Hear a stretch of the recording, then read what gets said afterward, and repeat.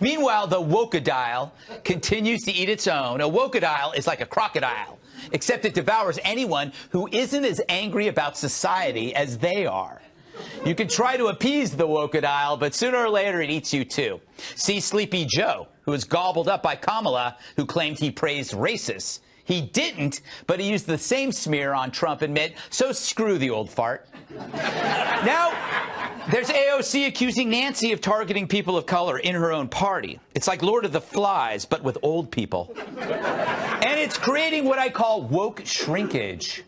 The more you call everyone oppressors, the smaller your base becomes. Pretty soon, the Democratic Party will be a party of one, and it will be this person.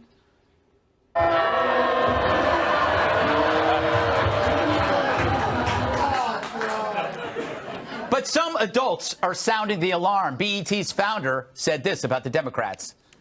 The party, in my opinion, has moved, for me personally, too far to the left. And for that reason, I don't have a candidate in this particular, in the party at this time. I think at the end of the day, if a Democrat is going to beat Trump, that person, he or she, is going to have to move to the center. And you can't wait too long to do that.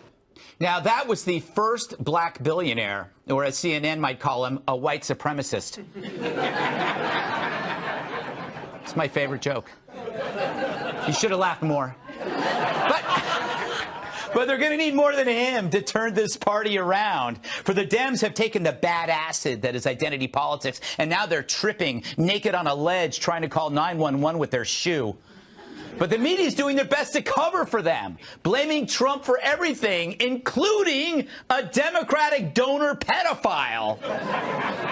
Only our media could blame a Democrat donor pedophile on a Republican.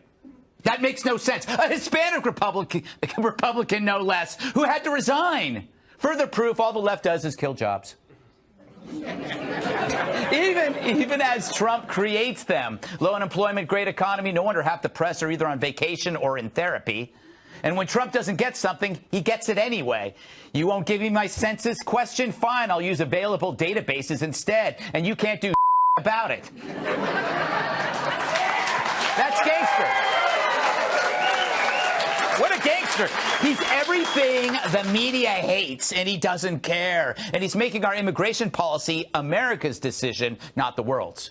But my favorite story, Trump continues to lose friends in high places. This week, the UK ambassador resigned after leaked cables revealed that he called Trump inept.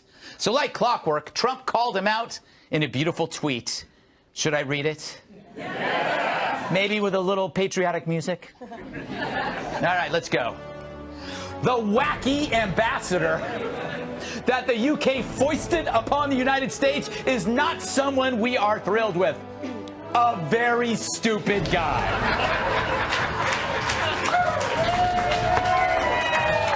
He should speak to his country and Prime Minister May about their failed Brexit negotiation and not be upset with my criticism of how badly it was handled.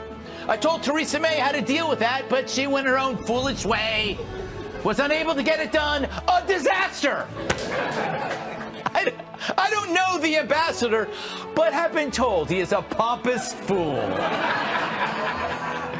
Tell him the USA now has the best economy and military anywhere in the world by far.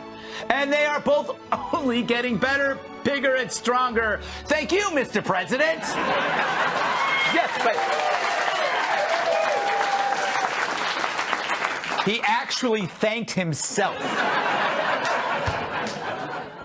Cat, I should just shut up. Sometimes. Yes.